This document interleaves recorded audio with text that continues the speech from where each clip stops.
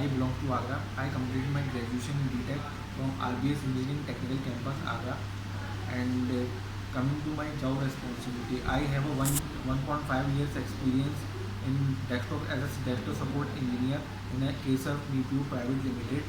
And my job responsibilities there is that I configure installing of operating system and installing and configuration of and troubleshooting of MS Outlook installation, configuration and troubleshooting of local and network printer.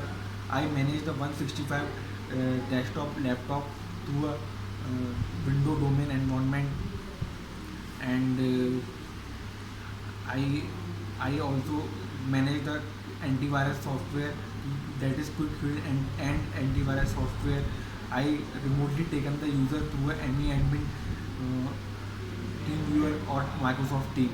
That's all about me.